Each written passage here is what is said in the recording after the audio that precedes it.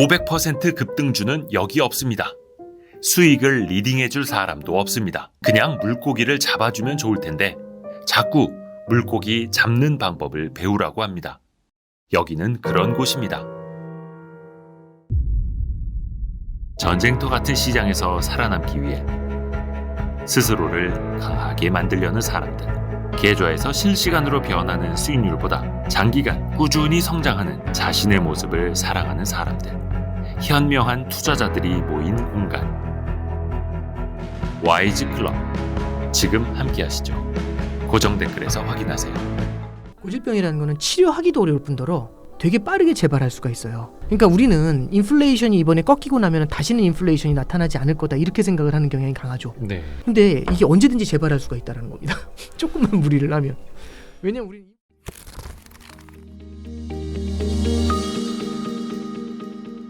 근데 이제 한동안에는 우리가 거의 한 1년 반, 네. 2년 가까이 매크로가 지배하는 세상이었잖아요. 네, 그렇죠.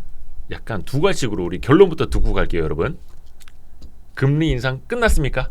아, 미국 금리 인상을 말씀하시는 거겠죠? 미국도 그렇고 한국도 그렇고 우선은 미국. 아, 예. 네. 일단 저는 거의 이제 막바지 국면인 건 맞는 것 같고요. 네. 끝났거나 아니면은 많아야 한 차례라고 보고 있습니다. 네. 끝났거나 많아야 한 한 차례라고 차례. 보고 있습니다. 예, 이게 이제 왜 그렇게 말씀을 드리냐면 네네네. 인플레이션이 굉장히 심하잖아요. 네. 사실은 지금하고 좀 비교를 할 만한 사이클이 2006년도 6월에 있었어요. 네. 2006년도 6월 달에 기준금리 인상을 그때 17차례 연속으로 기준금리 인상을 했거든요. 네. 1에서 5.25까지 올렸습니다. 네. 그래서 이제 그때 당시 기준금리 인상이 5.25가 된 다음에 연준에서 이제 그때 당시 기준금리 인상을 멈춰요. 네. 근데 멈췄을 때 이유가 이제 그때를 겪어보신 분들은 기억하실지 모르겠는데 2006년도 5, 6월 달에 주식시장이 엄청나게 힘들었습니다. 특히 원자재 가격이 엄청나게 오르다가 네. 그 원자재 가격이 그냥 2주 만에 고점 대비 30%가 빠졌어요. 오. 그래서 이제 2006년 5월에 조정이고 그걸 버냉키 쇼크라고 했습니다. 아. 왜냐하면 시장이 예상했던 것보다 금리를 더 올리기 시작을 하면서 무너졌던 거거든요. 네. 시장도 크게 하락을 하고 원자재 가격도 안정되는 것 같고 물가도 조금씩 잡히는 것 같으니까 그때가 이제 기준금리 인상의 고점이었죠. 네. 근데 이제 기준금리 인상의 고점이 딱 나오면서 FOMC에서 여러 가지 이제 스테이트먼트가 나올 거 아니에요, 성명서가. 네. 네. 그 성명서에서 했었던 얘기가 간단해요. 뭐냐면은 오늘이 끝이에요 이렇게 얘기 안 하고요. 네. 예, 이제 어느 정도 막바지에 온 것 같은데 이제 향후 물가 상황을 보면서 추가로 인상할지 안 할지를 좀 고민을 하겠다. 이제 이런 식으로 뉘앙스를 줘요. 네. 그러니까 뭐냐면은 가능성을 열어두는 거죠. 예. 이게 뭐하고 똑같냐면 야구로 따지면 1루에 주자 나가 있잖아요. 예. 그 견제구 던질 수 있다고 얘기하는 겁니다. 그러니까 견제를 딱 하는 거죠. 네네네. 한 번 더 올릴 수 있다라고. 아. 근데 사실상 그게 마지막이었어요. 그 비슷한 문구가 요번에 FOMC에서 실렸습니다. 아하. 예. 4월 FOMC 때. 예, 그렇습니다. 그래서 거의 이제 5월 5월 FOMC죠. 4일. 그렇죠. 5월 예, 예, 저도 4월이라고 할 때 깜짝 저한테 놀랐습니다. 속아서 예. 넘어가실 아, 예, 뻔했는데. 넘어갈 뻔했습니다. 5월 네네. 4일. 네. 예. 그래서 그 비슷한 문구가 실렸어요. 일단은 저기 지금 고민하고 있는 거는 연준에서는 추가적인 금리 인상을 원래 고민을 많이 했었던 것 같아요. 네. 여기보다 더 올려야 된다고 생각을 했는데 네. 그것보다는 지금 은행 시스템에 문제가 생기면서 은행에서 대출을 줄여주게 되면은 그렇죠. 연준에서 긴축을 하지 않더라도 은행상에서 긴축이 빠르게 일어날 수가 있어요. 네. 예, 네. 예, 그렇게 됐었을 때는 연준이 굳이 옛날에 생각했던 것만큼 올릴 필요는 없을 수가 있죠. 근데 제가 이제 왜 여기서 막바지라고 말씀을 드리냐면은 만약에 물가 상승세가 너무나 강하거나 네. 내지는 은행 시스템이 너무 탄탄해가지고 네. 갑자기 확 돌아서면서 대출을 또 뿜어내기 시작을 하거나 음. 이럴 때는 한 차례 정도는 열어놓을 수는 있어요. 음. 근데 거의 막바지 국면에 와 있는 건 맞다라고 보고 있습니다. 그럼 이걸 우리는 뭐로 정리를 하면 되냐면 연준은 작년 11월 달부터 네. 긴축을 갖다가 세 가지로 분해를 해버립니다. 예. 왜냐하면 긴축을 하되 긴축의 부담이 너무 크니까 긴축을 하면서 안 하는 효과를 주고 싶은 거거든요. 긴축을 예, 하면서 안 하는 참 효과. 모순적인 건데 네. 그럼 어떻게 하면 되냐면 세 개로 브레이크다운을 합니다.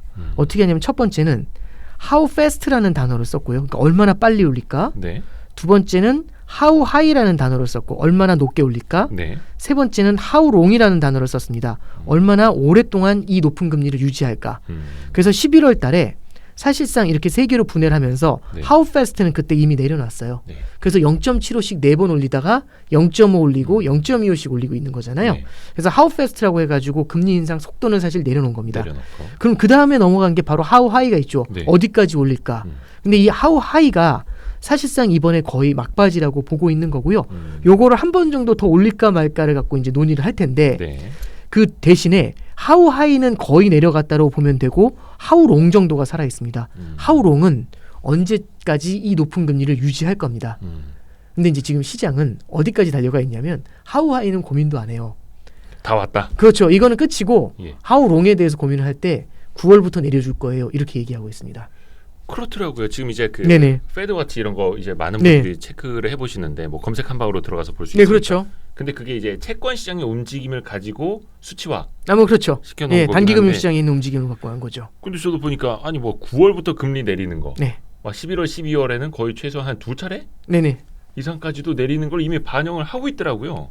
그러니까 보다 정확하게 말씀드리면 9월부터 인하하는 걸 반영한 정도가 아니라 네. 이게 내년도 11월이면 대선이 있잖아요. 내년 11월. 네, 그렇죠. 그럼 내년 11월 정도까지 봤었을 때는 어느 정도로 보고 있냐면 네. 지금 금리가 5에서 5.25입니다. 네. 이게 어디까지 내려갈 거라고 보냐면 3에서 3.25까지 내려갈 거라고 200bp 인하될 거라고 보고 있어요. 페드 선물 시장에서는. 예. 그러면 200bp 인하되면은 기준금리가 하루짜리 기준금리가 3에서 3.25잖아요. 네. 지금 미국 10년짜리 국채금리가 3.5가 안 됩니다. 네. 그러면 하루짜리가 3.25니까 예. 10년짜리가 3.5면 말이 되죠. 아. 그러니까 채권 시장에서는요. 그거를 읽고 있는 겁니다. 그 정도까지도. 하나 더 말씀드리면 채권 네. 시장에서 읽는 것도 되게 중요하지만 보다 중요한 거는 채권 시장만 이걸 반영을 할 것인가. 그게 아니라 다른 자산 시장에서도 이걸 어느 정도는 읽고 있겠죠. 네. 이걸 우리는 뭐라고 하냐면 연준의 피벗이라고 얘기를 합니다. 네. 그래서 우리는 피벗을 얘기를 할 때 되게 고민을 많이 해보셔야 되는 게 뭐냐면 금리 인상이 멈추는 건가요? 이게 피벗이라고 생각하시는 분도 있고 언제부터 금리 인하하나요? 이걸 피벗이라고 보시는 분도 있고 내년 말까지 200bp 인하한다는데 맞나요? 라고 생각하시는 게 피벗이라고 보시는 분들도 있습니다. 그래서 우리가 이제 피벗을 바라볼 때는 이 시각을 좀 이렇게 클리어하게 좀 보시면서 가시는 게 되게 중요한 포인트가 됩니다. 그래서 저는 이제 뭐 앞서 이제 질문을 주신 걸 조금만 더 이제 정리를 네. 해서 말씀드리면 거의 막바지라고 생각을 하고 있는 거는 하우 하이를 네. 마지막 한 번 정도 열어놓은 정도로 할 겁니다. 이게 너무 자산 시장이 뜨겁고 너무 연준에 대해서 신뢰를 하지 않으면 그때는 한 번 정도는 카드를 더 쓸 수 있도록 네. 위를 열어놓고 가겠죠. 그렇지만은 일단은 포즈로 멈추는 걸로 대응을 하려고 생각을 할 겁니다. 네. 네, 그렇게 좀 보고 있고요. 그리고 이제 하우 롱에 대한 관점으로 봤었을 때는 저는 시장이 생각하는 것보다는 조금은 더 늦게 완화로 돌아서게 될 거라고 좀 생각을 합니다. 조금 더 보수적으로 예, 보시면. 예, 네. 예, 그렇게 좀 보고 있는 이유가 이게 시장은 과거를 보면서 움직이거든요. 네. 과거의 연준을 보면서 움직이는 겁니다. 근데 이제 가끔씩 이런 거 있잖아요. 옛날에 그자가 아니다. 이런 거 있잖아요. 옛날에 그자가 예, 아니다. 옛날에 상대했던 그 친구가 아닌데 이거잖아요. 예. 이런 얘기가 뭐 영화 같은 경우는 가끔씩 나오지 않습니까? 뭔가 좀 강해졌다. 그렇죠. 상대가 강해졌다. 그러니까 연준을 바라봤었을 때 우리가 가장 최근에 만난 연준은 19년도의 연준하고요. 20년도의 연준이 있습니다. 예. 19년도에는 미중 무역 전쟁이 터졌고요. 미국의 회사채 시장이 흔들리니까 네. 파월 의장이 얼굴이 하얘져가지고 금리를 2.5까지 올렸다가 그거를 빠르게 인하하기 시작을 해요. 네. 그걸 딱 바라보면서 이걸 뭐라고 했냐면 보험적 금리 인하라고 했습니다. 보험적 실업률이 금리나. 그렇게 낮고 주식시장도 탄탄한데 예. 파월이 겁에 질렸던 거죠. 아. 이거 혹시 이러다가 조금이라도 안 좋은 거 아니야? 이런 두려움을 가지고 있었던 게 첫 번째고요. 네. 두 번째는 코로나 당시에 보면 코로나 때 주저앉는 실물 경제를 반대로 감아서 올려버리잖아요. 네. 그때 나왔었던 어마어마한 파워풀한 통화 완화 정책이 있었죠. 네. 이 두 가지 공통점이 뭐냐면 굉장히 선제적으로 굉장히 강력하게 진행했었던 통화 완화 정책이었습니다. 우린 그걸 봤던 거거든요. 네. 근데 이게 그때 당시엔 가능했던 게 이렇게 보시면 돼요. 40년 동안 우린 인플레이션을 만난 적이 없었어요. 그때는. 인플레이션이라는 게 굉장히 어렵고 디플레이션의 늪에 빠질 가능성이 오히려 높다라는 게 시장 참여자들의 굉장히 많은 중론이었고 연준 역시 그렇게 생각했었습니다. 네. 그래서 이제 인플레이션이 올라올 때 이거 일시적이야라고 얘기했었던 이유도 그 경험치 때문에 그랬던 거거든요. 근데 지금은 인플레이션이 어마어마하게 강해져 있습니다. 네. 그때하고 비할 바가 아닐 정도로 강해졌거든요. 그때 당시에는 디플레이션이 무섭기 때문에 인플레이션이 꺾이는 모습이 나타나잖아요. 네. 그럼 선제적인 금리 인하처럼 선제적인 대응이 가능했던 거죠. 선제적인 대응. 네. 근데 지금은 인플레이션이 강하잖아요. 네. 과연 선제적으로 대응할까 이런 생각을 해볼 수가 있죠. 근데 여기서 사람들이 네네. 그러니까 시장이 네네. 페드워치 기준으로도 막 9월부터 금리 인하를 기대하는 게 네. 인플레이션 지표가 빠르게 내려오고 있다. 9, 8, 네. 7, 6, 5까지 내려왔잖아요. 네네. 그것도 5 문턱까지. 네. 그러면 이제는 더 내려가는 수순밖에 남지 않았다. 그렇죠. 5, 4, 3, 2, 1 이렇게 보는 거죠. 예. 예. 그러면서 물가 거의 다 잡혀가네 네. 하면서 낙관하는 거 아닐까요? 그렇죠. 이제 낙관이죠. 그러니까 이거죠. 홍길동이 시험을 봐요. 20점짜리인데 네. 얘가 5개월 만에 70점으로 올렸어요. 예. 근데 수능이 아, 4개월 남았거든요. 예. 그럼 수능 시험 점수가 110점이 나올 수 있을까요? 100점 만점에? 그러진 않잖아요. 그러니까 뭐냐면 20에서 70 올리는 게 어려울 것 같으세요? 70에서 90 올리는 게 어려울 것 같으세요? 그 위에서 조금 더 올리는 게 진짜 힘들죠. 90에서 100 올리는 건 불가능할 수도 있지 거의 않을까요? 그렇죠. 그러니까 이제 말씀드리고 싶은 건 그러니까 이게 시험을 많이 보신 분들은 이게 어떤 느낌인지 알잖아요. 네. 인플레이션도 마찬가지인 것 같아요. 그러니까 작년에 인플레이션을 꺾어 눌렀던 가장 큰 요인 중에 하나가 네. 국제 유가예요. 음. 배럴당 135달러였던 거를 지금 70달러까지 이겨버렸거든요. 예. 확 찍어 눌렀지 않습니까? 네. 유가가 반토막이 났어요. 음. 그리고 이제 겨울 시즌도 지났지 않습니까? 아하. 그러니까 이제 천연가스 같은 그런 난방에 대한 수요들이 줄어들게 되면서 에너지 가격이 더 빠지고 있잖아요. 네. 그래서 에너지 사이드에서 인플레이션이 완화되는 모습이 뚜렷하게 나타나요. 네. 그럼 근데 에너지 말고 다른 것들도 다 주저앉는데 맞는데 어떤 거하고 비교해 보시면 되냐면 코어 지표를 보시면 되죠. 헤드라인은 9.1에서 5까지 내려온 게 맞는데 코어 지표는 안 내려오고 있어요. 잘. 근원 물가 예, 지수. 근원 물가 지표죠. 그러니까 물가에서 에너지 가격하고 식료품 가격을 제외하고 바라보니까 네. 물가가 생각보다 많이 안 내려오는 거죠. 그게 여전히 5%가 넘어요. 코어하고 그냥 헤드라인하고 역전이 돼 버렸죠. 네. 이 얘기는 이제 뭘 얘기하는 거냐면 물가가 이제 이제 꽤 빠르게 내려왔잖아요. 여기서부터는 내려오는 속도가 둔화될 가능성이 있다라는 겁니다. 네. 그러면 이제 물가 내려오는 속도가 둔화됐었을 때는 우리가 너무 낙관적으로 봤었던 것보다는 조금은 더 긴장해서 바라볼 필요가 있죠. 그래서 네. 파월 의장도 그렇고 한국은행 이창용 총재님도 그렇고 네. 다 코멘트를 할 때 무슨 얘기를 하냐면 물가가 내려갈 거라는 전망에 대해서 시장이 중앙은행보다는 매우 낙관적으로 보고 있다. 이제 이런 표현을 쓰셔요. 네. 그러니까 저는 그 부분에 대해서 연준이 피벗을 기대할 때는 그런 관점에서 좀 바라보고 있는 거 아닐까 좀 그렇게 생각하고 있습니다. 약간 인플레이션이 고착화될 수도 있다. 그러니까 안 그랬으면 좋겠는데 중앙은행도 그걸 제일 두려워하는 겁니다. 그러니까 그렇죠. 이 인플레이션이 고착화된다라는 게 어떤 문제가 있는 거냐면 고질병이거든요. 네. 고질병이라는 거는 어떻게 말씀드려야 될까요? 그러니까 고질병이라는 거는 치료하기도 어려울 뿐더러 되게 빠르게 재발할 수가 있어요. 그러니까 우리는 인플레이션이 이번에 꺾이고 나면 다시는 인플레이션이 나타나지 않을 거다 이렇게 생각을 하는 경향이 강하죠. 네. 그러니까 이제 뭐 그 얘기를 꼭 붙이지 않더라도 이번에 인플레이션 잡으면 끝 이렇게 생각하거든요. 네.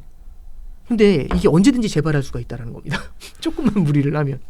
왜냐하면 우리는 인플레이션이 올라오는 걸 봤잖아요. 이제. 여태까지는 본 적이 없어. 40년 동안 멸종됐었는데. 네.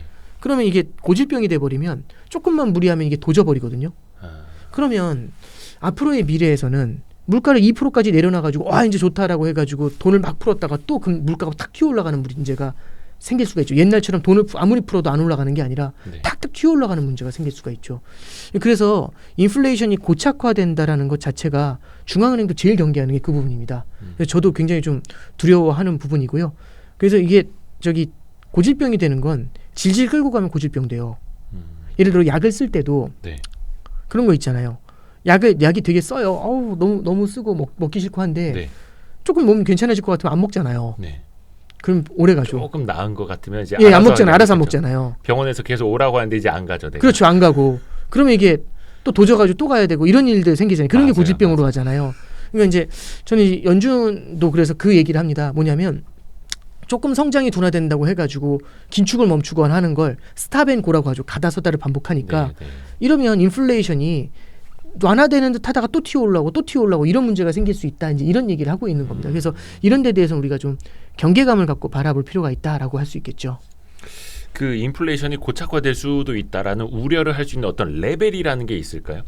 물론 이제 전년 동기 대비로 보면은 네. 물가 상승률이라는 게 전년 동기에 너무 높았으면은 네. 상대적으로 역기저효과라는 것이 생기잖아요. 네네 그렇죠. 그 지금 이제 5% 초반까지는 내려와 있는데 그럼 여기서 내려가더라도 뭐 3, 4%만 이어져도 이게 사실상 고착화다 이렇게 볼 수 있는 건지. 그러니까 사실은 고질병이라는 걸 판단할 수 있는 사람은 없습니다. 예. 그게 다시 올라올 때 고질병이 됐구나라고 생각을 하겠죠. 그러니까 이제 우리 예를 들어서 허리가 아팠는데 이게 고질병이 됐어요. 근데 치료가 됐습니다. 증세가 좀 완화가 됐어요. 네. 근데 저기 조금 무리하니까 다시 도지어버리잖아요. 아, 이거 고질병이다. 이거 한 두세 번 반복되면 고질병이라는 그때 알게 되잖아요. 안 아플 땐 또 몰랐다가. 몰랐죠. 그러니까 이제 당뇨 같은 것도 그렇잖아요. 성인병 같은 게 고질병이 될 가능성이 되게 높지 않습니까? 그래서 이제 이런 거죠. 대신에 이제 뭘로 알 수가 있는 거냐면 네. 한 가지 이런 건 있죠. 고질병이 되려면 동일한 병을 오랫동안 알아야 돼요. 동일한 병을 오랫동안 앓으면서 질질질질 끌고 가는 거죠. 네. 근데 지금 이제 우리가 그러면 인플레이션이라는 이슈가 얼마나 오래됐을까라 생각해 보는 거죠. 네. 21년도 3월부터예요. 근데 지금이 23년 5월이지 않습니까? 네. 2년 2개월째예요. 2% 물가 목표를 넘은 게 21년도 3월이었거든요. 네. 그럼 2년 2개월째 지금 인플레이션에 신음하고 있는 거지 않습니까? 그러면 한 가지 이런 거죠. 그럼 고질병인가요? 그건 몰라요. 근데 이런 건 가능하죠. 한 가지 확실한 건 지금 상황에서 빨리 치료가 안 되고 계속 질질 끌고 가면 네. 고질병이 될 확률이 높아지는 게 문제겠죠. 그래서 중앙은행에서는 이걸 다시 끌어올리는 게 굉장히 두려운 겁니다. 그래서 중앙은행에서는 인플레이션을 확실히 발본색원하고 싶은 거고요. 근데 이제 시장에서는 성장이라든지 금융 시스템의 안정 문제 이런 것들이 이제 좀 우려가 되니까 아 그렇게 못할 건데 이제 이렇게 생각하고 있는 거죠. 그래서 중앙은행과 시장의 동상이몽 이게 굉장히 클리어하게 벌어져 있는 그런 상황이라고 해석하면 될 것 같습니다. 어떻게 보면 시장이 지금 너무 앞서 나가 있는 건지 아닌지는 이제 지나가 보면 알기는 하는데 네. 사실 따지고 보면은 지난 거의 한 1년 이상 동안 시장 항상 앞서가 있고 항상 한 대 맞고 되돌아오고 네. 한 대 맞고 되돌아오고 그거 아니라니까 하면서 또 꿈 깨고 돌아오고 이게 반복이었는데 네네. 이게 지금도 네, 그러니까 저기 기억하실지 모르겠는데 작년도 초 22년도 초에 예. 금리가 5%까지 오를 확률은 제로였어요. 그때는 뭐 누구도 이렇게 그렇죠. 예상 못했죠. 8번 올린다고 하면 8번이면 2%거든요. 예. 2% 올릴 확률도 굉장히 낮았어요. 시장에서. 그러니까 말씀하셨던 페드 선물 시장 그거는 확률이라기보다는 사람들의 기대치 예측치예요. 그러니까 실제 그 일어난다 안 일어난다의 확률이 아니라 사람들이 그렇게 될 거라고 그 거래하는 걸 보면서 그거를 퍼센티지처럼 표현을 한 거에 불과합니다. 네. 근데 이제 그때 당시만 해도 5%까지 오를 확률은 0이었죠. 네. 그러니까 작년 6월, 7월만 해도 5% 바라본 사람이 별로 없었어요. 4번 연속으로 75bp 금리 인상한다? 아, 쳐다도 안 봤고요. 그때 당시 제가 기억나는 게 윌리엄 더들리라고 빌 더들리라고 저기 뉴욕 연은 총재가 있었어요. 옛날에. 네. 그분이 뭐라고 했냐면 이거 금리 4%까지 올려야 된다고 기준금리. 그때 다들 코웃음 쳤어요. 좀 그러니까 왜 저러죠? 이러고. 한 작년 초에 예, 그렇죠. 그다음에 이제 서머스 장관도 이러면 4, 5%까지 올려야 된다. 이래야 인플레이션 잡히지 답이 없다. 다 코웃음 쳤습니다. 그때 뭐 저 사람 미쳤다. 예, 그렇죠. 근데 이제 그러면 이제 예. 미국 망한다고. 미국 예. 기준금리 막 4% 넘어서 그러면 미국 다 망한다고. 예. 막. 부채가 지금 얼마인데 뭐 이러고. 서머스하고 그래서 크루그만하고 막 싸웠던 거잖아요. 예. 그런데 이제 크루그만이 이제 반성문 썼죠. 잘못했다고. 근데 이제 뭐 저도 그렇게까지 오를 거라고 생각도 못했는데 지금 그렇게 이제 올려놓은 거지 않습니까?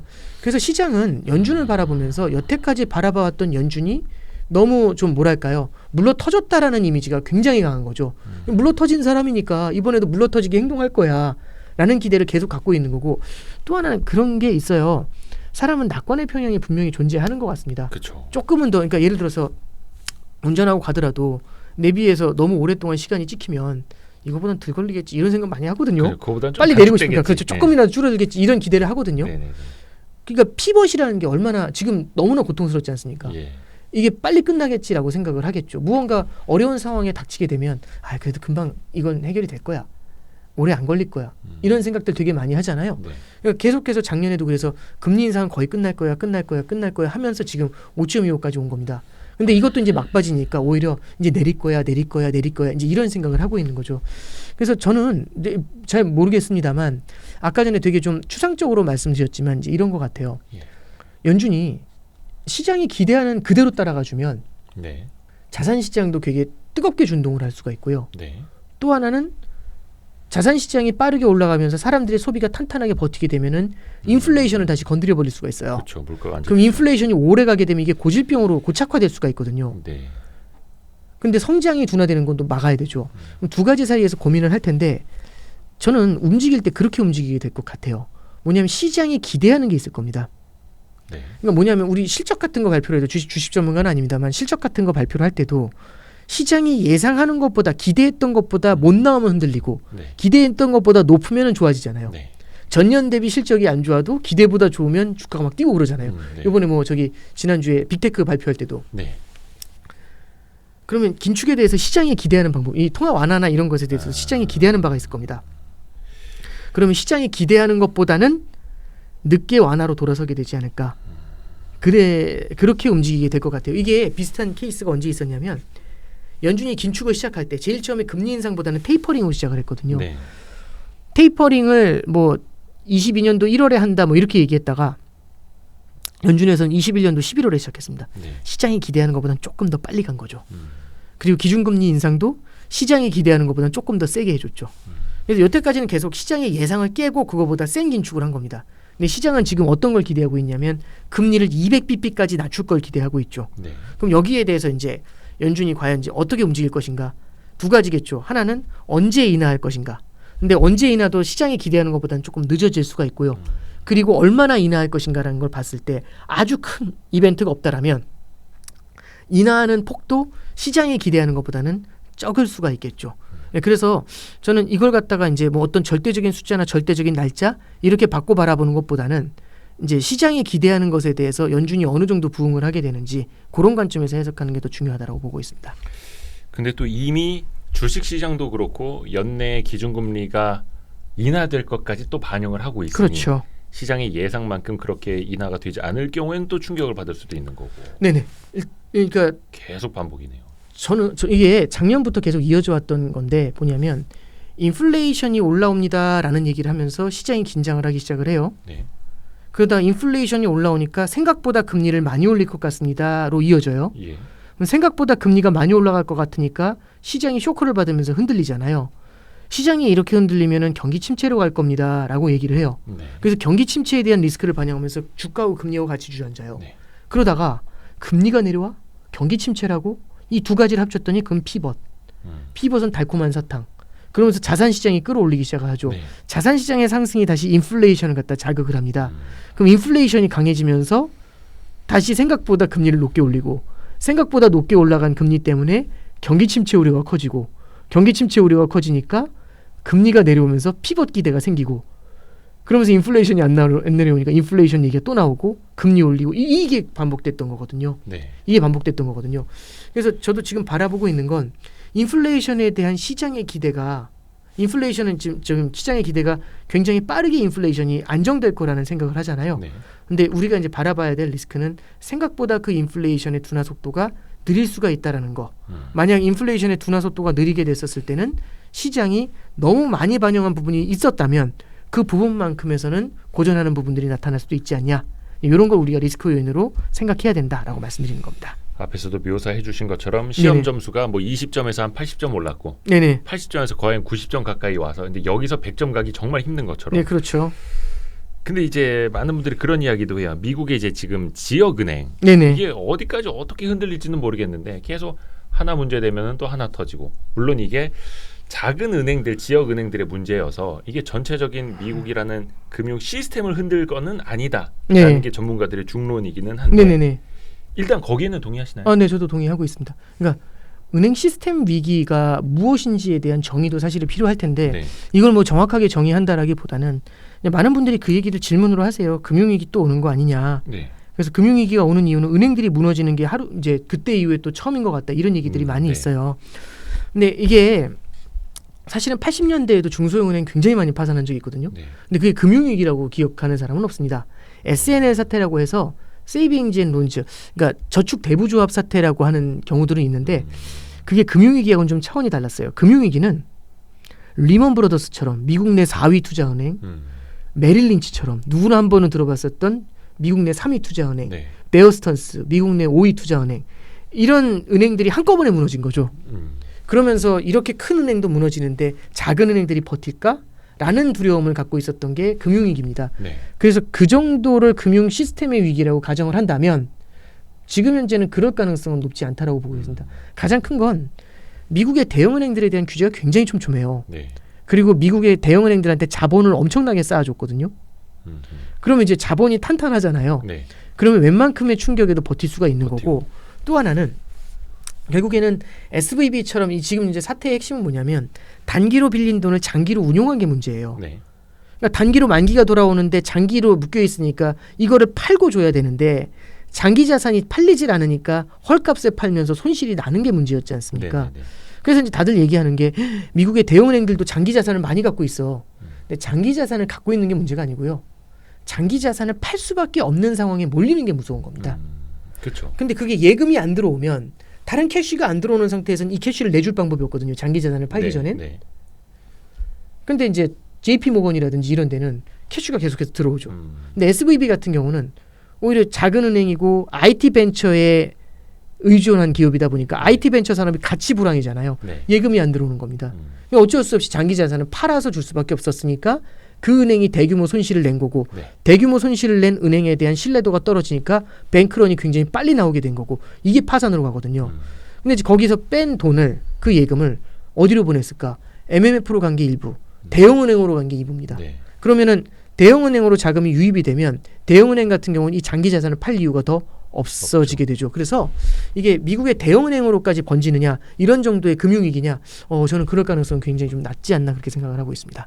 또 여기서 이제 파생되는 이야기가 어찌됐든 간에 주변부라도 계속해서 흔들리고 사람들이 야 이거 위기 아니야 하면서 그 자체가 또 하나의 금리 인상 효과를 가져다 주고 있다라는 분석들도 있더라고요. 네네. 이제 이게 파월 의장도 비슷한 얘기를 했고요. 이게 사실입니다. 왜 그러냐면 제가 처음에 공부를 할 때 통화금융하고 지금 좀 바뀌긴 했는데 결국에는 중앙은행은 네. 시중은행을 거래를 하면서 시중은행의 유동성을 뿌려줘요. 네. 시중은행은 대출의 형태로 대중에게 대출을 해주게 되죠. 네. 유동성을 공급하는 주체는 시중은행이 돼야 됩니다. 네. 근데 금융위기가 터지면서 시중은행들의 기능이 마비가 돼버렸죠.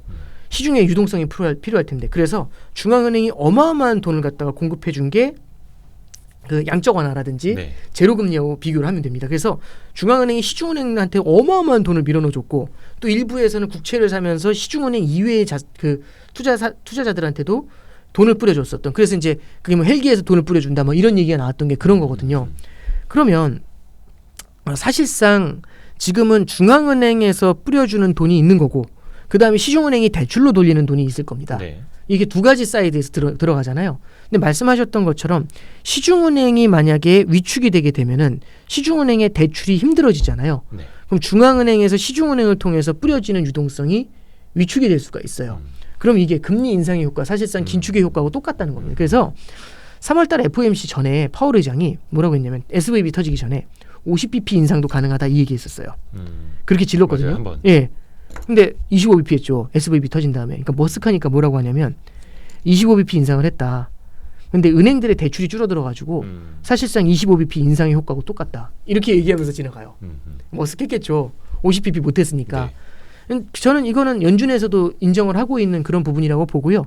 만약에 이제 은행 사이드에서의 긴축이 굉장히 빠르게 진행이 되면 네. 그때는 금리 인하를 할 수도 있겠죠. 근데 금리 인하를 하더라도 은행 시스템이 긴축되면서 긴축되는 그걸 보전하는 만큼의 금리 인하가 되는 거지 자산 시장을 밀어 올리기 위한 금리 인하하고는 성격이 다를 수는 있습니다. 예, 그래서 그런 컨셉으로 좀 이해하시면 좋을 것 같아요. 근데 반대로 그 금융의 문제, 은행들의 문제 때문에 금리를 인하할 가능성은 그러면 팀장님은 별로 크게 보진 않으시나요? 그러니까 뭐냐면 지금 은행 시스템이 어느 정도까지 무너지는지를 좀 볼 필요가 있어요. 네, 네. 근데 이게 은행의 시스템 위기까지 전개된다라고 하면은 금리 인하로 가야겠죠. 네. 근데 지금은 시스템 붕괴까지 얘기할 정도는 아닌 것 같고 지금 포인트는 그건 것 같아요. 미국에 있는 중소형 은행이 망한다 안 망한다 보다도 이런 것 같아요. 뭐냐면 혹시 코로나 확진자 수 오늘 몇 명인지 아세요? 요즘엔 거의 관심도 안 갖지 않나요, 솔직히? 그렇죠. 저도 안 갔거든요. 네, 네. 2년 전만 해도 코로나 확진자만 봤는데 네. 근데 예를 들어서 그럼 내일 코로나 확진자가 3만 명이 나왔다 해보죠. 몇 명인지 모릅니다, 솔직히. 네, 네. 3만 명 나오면 시장이 어떤 영향을 받을까요? 안 받겠죠. 예. 10만 명 나와도 관심 없을 거잖아요. 예. 그러니까 어떤 악재가 어떤 때는 굉장히 큰 타격을 주는데 또 어떤 때는 다 관심이 없을 때가 있어요. 그럼 언제 타격을 줄까? 모두가 바라볼 때일까요? 아니면 모두가 쳐다도 안 볼 때일까요? 모두가 쳐다도 안 볼 때는 예. 그런 이슈가 생겨도 크게 관심이 없어요. 그렇죠, 그렇죠. 그러니까 이제 무슨 말씀이냐면 지금은 다들 미국의 중소형 은행 파산이라든지 이걸 다 바라보고 있는 단계지 않습니까? 네. 그럼 이럴 때는 문제가 생기게 됐었을 때는 되게 큰 이슈가 될 수가 있어요. 근데 만약에 이게 시간이 좀 지나가고 터지더라도 항상 금방 메워주고 터지더라도 금방 메워주고 터지더라도 금방 메워주면 시장이 학습을 하겠죠. 네. 아, 이거 뭐 대단한 거 아니네.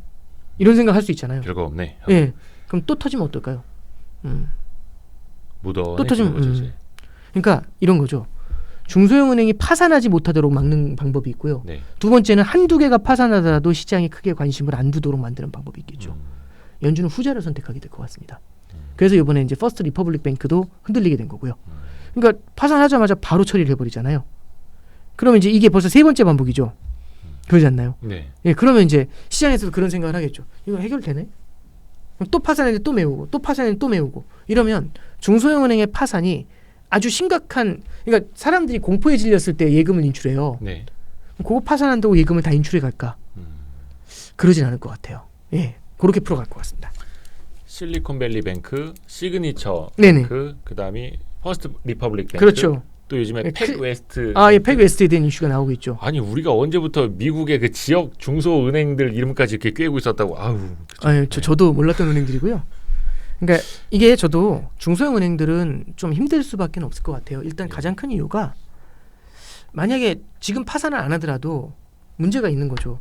왜냐하면 그 은행들에 대한 의구심이 굉장히 크기 때문에 일단 예금을 많이 안 해요. 예금을 받더라도 그 현금이 있잖아요. 네. 예금 금리가 높겠죠. 네. 그럼 높은 금리의 예금을 땡겨와요. 그럼 이 예금을 갖고 높은 금리의 대출을 해줘야 될 거 아닙니까? 네. 근데 뱅크런이 일어나면 현금을 갖고 있지 않으면 답이 없거든요. 그리고 네. 뱅크런이 지금 엄청 빨라요. 그렇죠. 그러면 문제가 터진 다음에 예금 땡기려고 하면 답이 없거든요. 네. 그럼 예금을 갖고 있어야 됩니다. 그럼 예금을 높은 금리에 땡겼는데 대출을 못 해주고 있는 거잖아요. 그럼 이거 이자만 나가는 거죠. 그러면 수익성이 무너지게 되겠죠. 그렇죠. 수익성이 무너지면 그 은행이 이 현금 받은 것 때문에 버틸 수 있을지 모르지만 시간이 가면 갈수록 힘겨워지는 문제가 생기게 되겠죠. 그래서 중소형 은행들은 상당히 좀 고전하게 되지 않을까, 그렇게는 좀 보고 있습니다. 그래서 미국 재무부 차원에서도 계속 중소형 은행들에게도 뭐 예금 자보 더 확대해주겠다 이런 시그널을 계속해서 보내주는 거, 시장을 좀 안심시키고. 그렇죠. 이게 결국엔 양적 완화라는 게 갖고 있는 의미가 되게 중요한데, 네. 양적 완화라는 거는 결국에는 연준이 이런 거죠. 은행들이 갖고 있는 국채가 있거나 투자자들이 갖고 있는 국채가 있어요. 네. 그 투자자들이 갖고 있는 국채를 그냥 프라이머리 딜러가 갖고 있는 국채로 가정을 하고, 네. 어려운 개념입니다. 그냥 쉽게 누가 갖고 있는 국채가 있어요. 네. 그 국채를 사면서 이걸 캐시로 바꿔주는 겁니다. 그러니까 이게 대출이냐 사주는 거냐는 다르거든요. 네. 예를 들어 볼게요. 제가 집이 하나 있는데 안 팔려요. 현금이 필요한데 네. 이걸 사주는 거하고 네. 이걸 담보로 다 급전 대출을 빼주는 건 다르죠.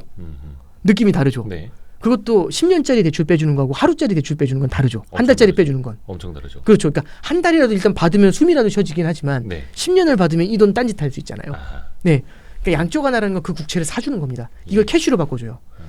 아니 국채가 안전한데 왜? 다들 돈이 다 묶여 있잖아요. 국채에 다 묶여 있잖아요. 네. 현금이 필요할 때는. 네. 그럼 국채를 던지는 순간 국채 가격이 너무 많이 떨어져요. 그래서 못 팔거든요. 그걸 양적 완화로 사주는 겁니다. 그러면 받아주는 거죠. 그럼 캐시가 들어오지 않습니까? 네. 캐시가 들어오면 이 캐시로 뭘 할까요? 이게 예금을 하게 되잖아요. 그럼 은행은 그걸 갖고 대출을 해주고, 대출해준 게 누군가의 대출은 누군가의 예금이지 않습니까? 그럼 그 예금이 또 은행으로 들어오게 되고, 그러면 양적 완화라면 예금이 크게 늘어나게 돼요. 네.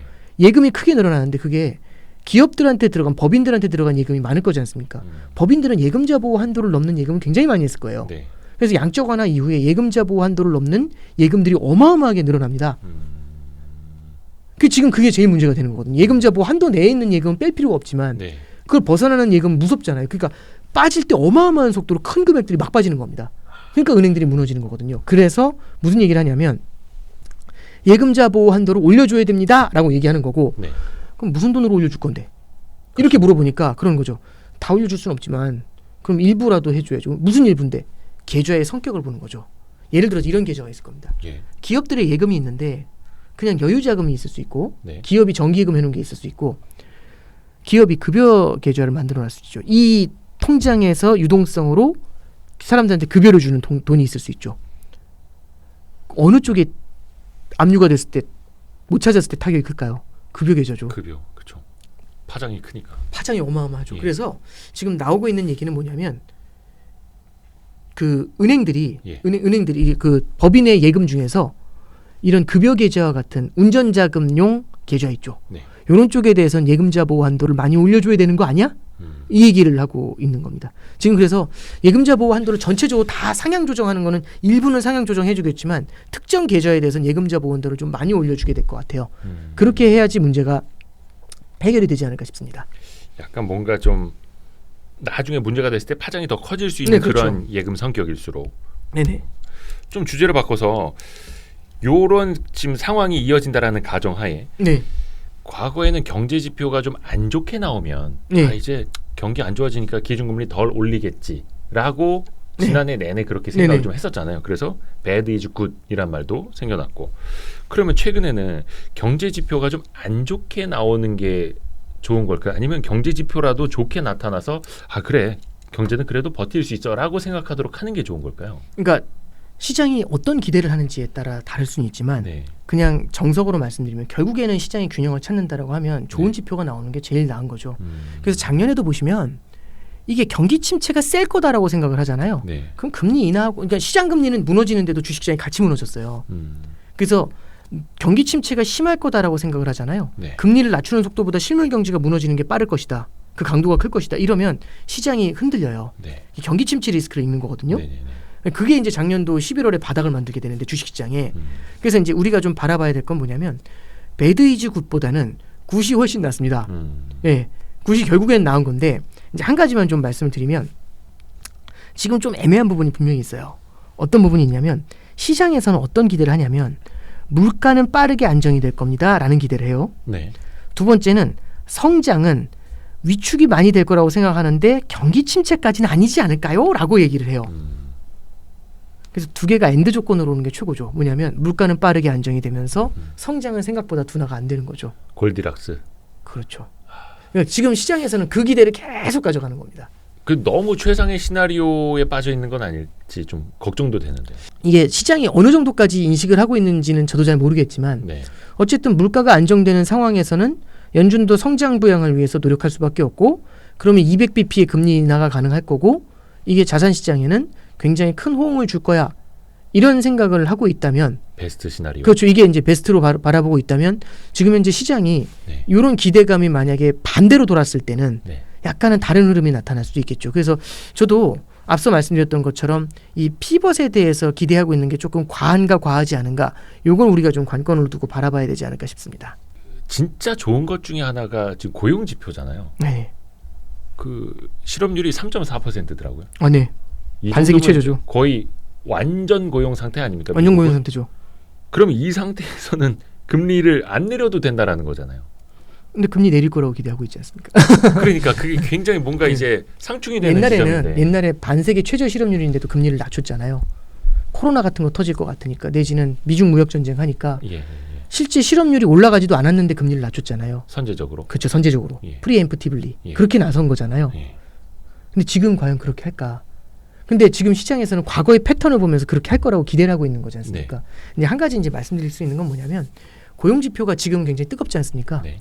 근데 이제 과거 고용 지표 틀을 보면은 최저치까지 바닥까지 내려오면 갑자기 확 올라가요. 네. 고용 지표가 최저까지 내려온다는 얘기는 약간은 과열을 나타낼 수 있다라는 얘기입니다. 그럼 과열이 나타나자마자 실업률이 쫙 치솟기 시작을 해요.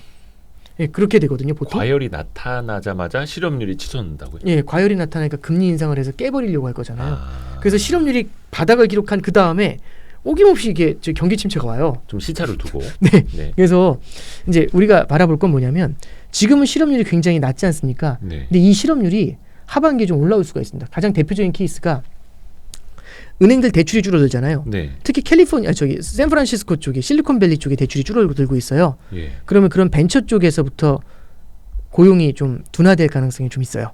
그럼 하반기에는 고용 지표가 지금보다는 좀 쿨다운돼 있지 않을까? 좀 그렇게는 좀 보고 있습니다. 하반기에는 고용 지표가 좀 이제 말씀 표현을 쿨다운이라고 그렇죠. 했는데 이제 올라간다는 거, 실업률이 올라가는 거죠. 근데 뜨거운 그게 고용이. 뭐라 해야 되나? 좀 연착륙이라고 표현을 해도 될지 아니면은 조금 그게 흔들리는 것이다라고 해야 될지.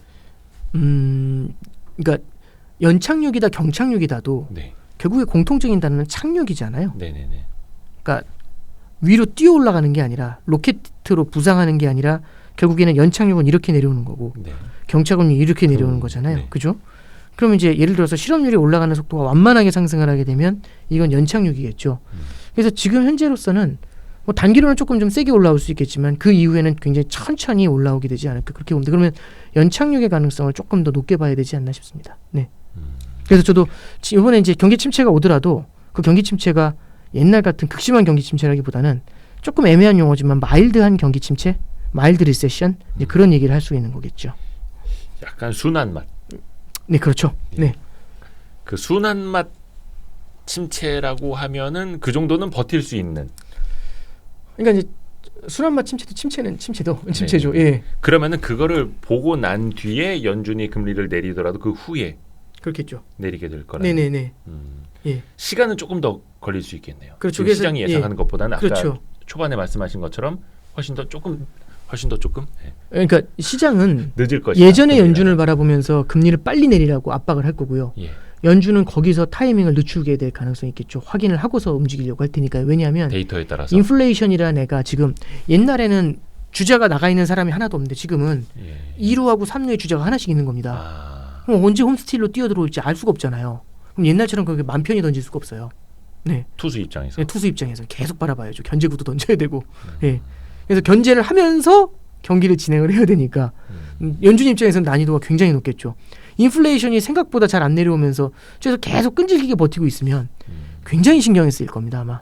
그것도 주자가 나가 있는데 발 빠른 주자, 막 그렇죠. 도루왕들이 그렇죠. 나가 있는 거죠. 예, 그럼 진짜 답 없죠. 그럼 언제든지 막 조금만 공 느리게 던지면 언제든지 튀어 올라오고 뭐 이런 거잖아요. 근데 그 투수가 미국의 연준이고 제롬 파월이라는 힘 있는 사람인데 그거를 보는 이제 관객들은 막 관중들은 막 마음이 그렇죠. 너무 쫄리는 거죠. 예. 근데 그거를 보면서 어찌 됐든 간에 투자자들은 본인의 포지션을 정하고 투자를 하고 있단 말입니다. 네네. 그 예전 책에서도 많이 이제 그 설명을 해주셨던 건데 고성장 고물가, 네. 저성장 고물가, 고성장 저물가, 저성장 고물가 이 4분면을 네네. 놓고 그때 가장 유망한 자산 배분에 네네네. 대해서 설명을 해주신 적이 네, 있잖아요. 맞아요.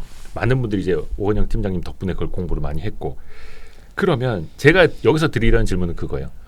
이제 4분면 중에서 어떤 국면으로 가게 될까요? 그럼 이제 그 자산이 괜찮을까요로 여쭤봐야 되는데 네. 일단은 중요한 거 그 4분면 중에서 어디로 가게 될까부터를 뭔가 예상을 해야 되잖아요. 네, 그렇죠. 그게 사실은 쉽지가 않을 텐데. 그렇죠.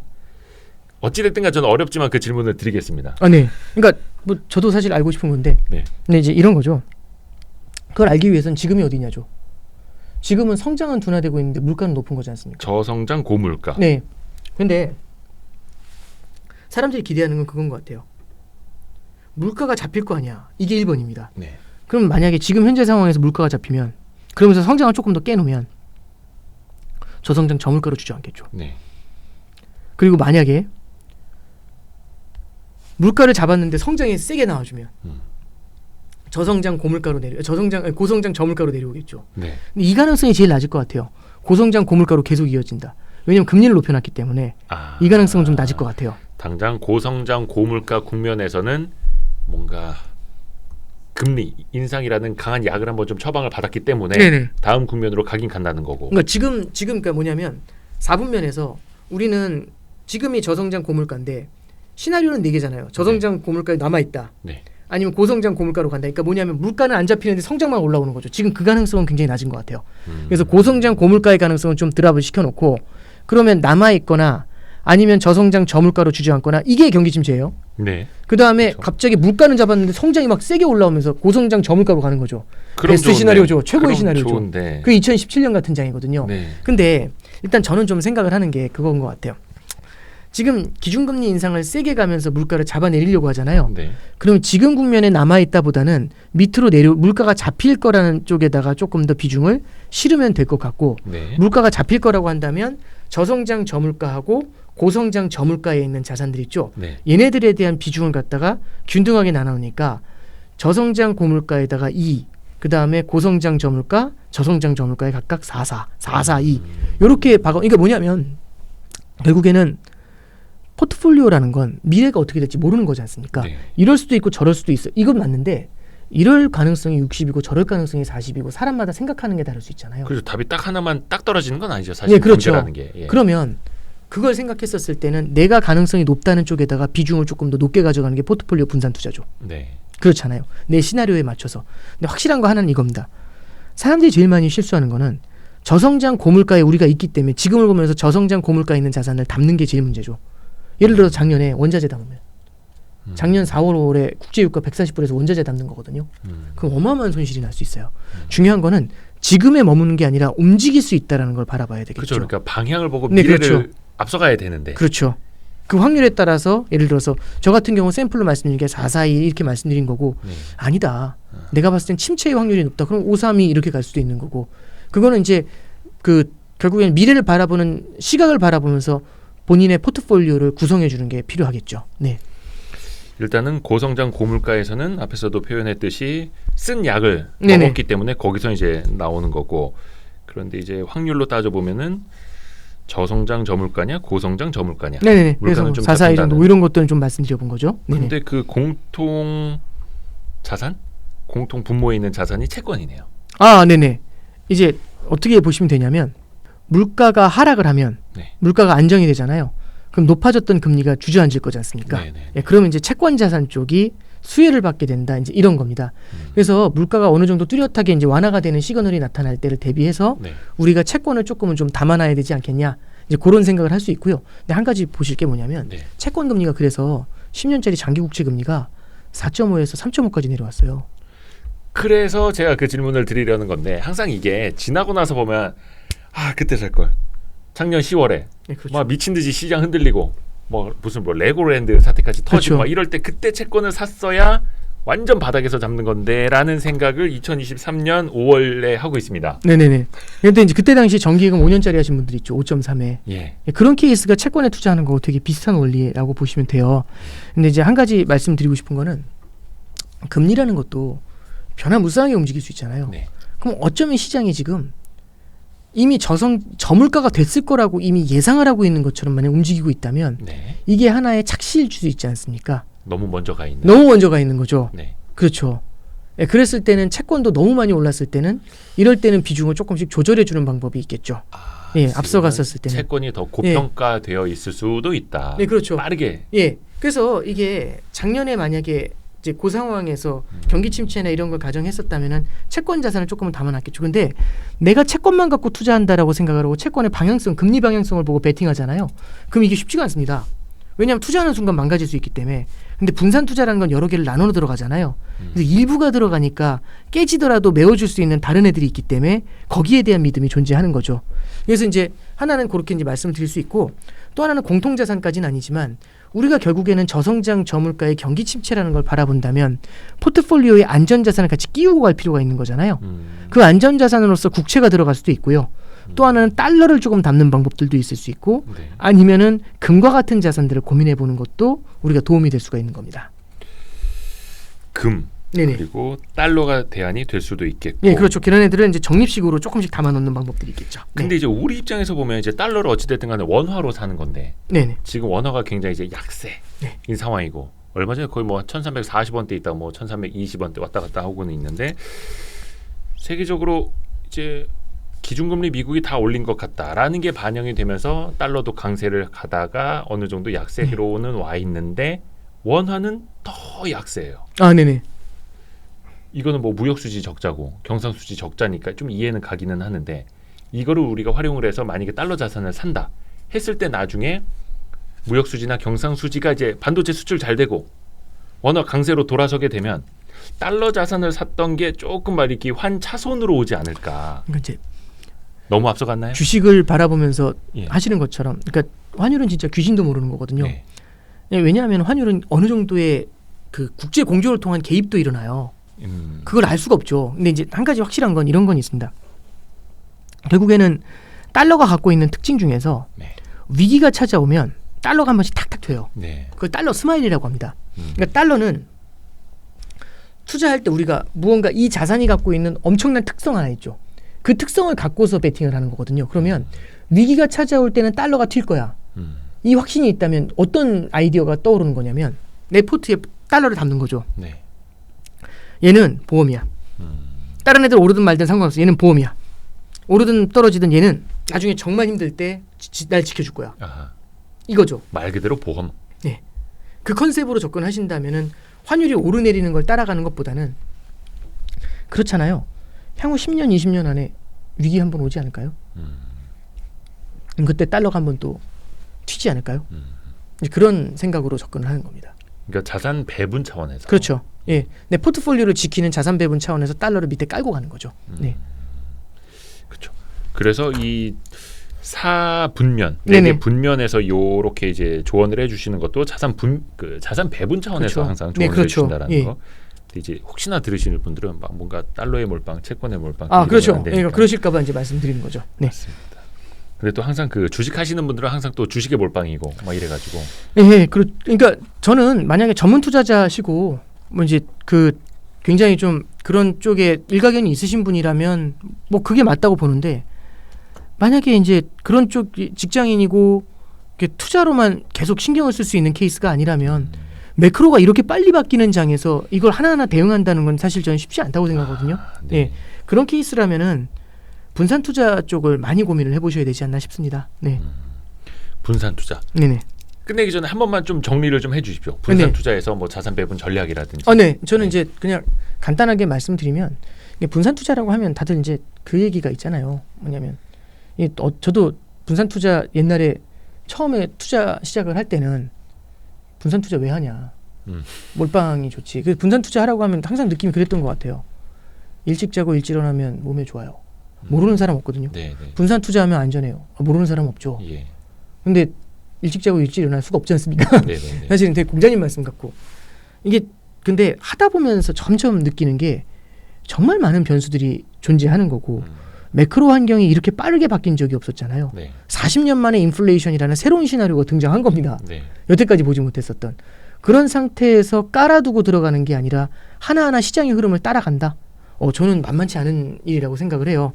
그래서 이제 우리가 이제 분산 투자를 할 때 꼭 고민해야 되는 거는, 주식을 갖고 계시는 분들은 주식 여러 종목을 사는 게 분산 투자라고 생각하시는 분들도 있습니다. 그것도 분산 투자 하나의 방법이지만, 주식과 채권을 나누는 방법도 분산 투자에 들어갈 수가 있고요. 네. 주식, 채권, 원자재 중에서도 금이라든지 달러 같은 자산들을 같이 갖고 있는 것도 분산 투자가 될 수 있고, 시점 분산이라고 해가지고 지금 여러 개를 나누는 것도 있지만, 이런 여러 개로 나누는 거를 여러 차게 또 나눠 가지고 들어가는 이런 네. 일종의 이제 적립식 투자 같은 경우, 이런 것들도 우리는 분산 투자의 하나로서 고민을 해볼 수가 있겠죠. 그래서 저도 이제 계속해서 고민을 하는 거지만, 결국에는 우리가 저기 자산 시장을 따라간다라는 게, 제가 어렸을 때 그물을 들고서 물고기를 잡으러 뛰어다녔던 거하고 똑같았던 것 같아요. 냇가에서 이 족대 같은 거 있잖아요. 네, 이런 거 들고 네, 쫓아다니면 물고기 못 잡거든요. 물고기를 잡으려면 어른이 돼서도 똑같아요. 족대 들고 쫓아가면 못 잡아요. 어딘가에 길목을 잡아놓고 어항처럼 뿌려놔야지, 네. 길목을 잡아놓고 기다려야지 들어올 때 쳐올릴 수가 있는 거지 않습니까? 네, 네, 그래서 매크로가 막 바뀔 때, 그리고 업종 간에도 순환매가 막 돌고 자산 간에도 순환매가 막 돌 때, 이걸 뒤에서 따라가려고 하잖아요. 저는 물고기를 잡으려고 족대 들고 쫓아가는 거고 되게 비슷하다고 생각을 합니다. 그런 것들보다는 떡밥 깔아놓고서 눌러놓고, 그렇잖아요. 좀 한 2-3시간 있다가 궁금하더라도, 그죠? 근데 저기 애기들은, 저도 어렸을 때 그랬거든요. 그런 거 어항 깔아놓으면 네. 5분에 한 번씩 가서 봤어요. 그래서 제가 깔아놨던 어항에는 물고기가 없었어요. 항상 이상한데 왜 그런지 모르겠어요. 저는 네. 너무 궁금해서 항상 가서 봤는데, 너무 화가 났던 게 물고기들이 저한테만 안 와서 울은 적도 있어요. 아버지가 깔거나 삼촌이 깐 거에는 물고기가 잔뜩 있거든요. 네. 물고기 이해가 되죠. 왜냐면 사람이 계속 오니까. 이게 사람이 뭐지? 계속 자주 오니까 내가 그 근처에 안 가려고. 안 가죠. 예. 그래서 저기 삼촌이 저한테 그러셨거든요. 그쪽 내가 깐데 근처엔 가지 마, 이거였거든요. 전 계속 가서 봤어요. 수시로. 안 잡히지 않습니까? 예. 예. 그래서 저는 저기 이게 결국에는 매크로 환경이 너무 빠르게 바뀌고 있지 않습니까?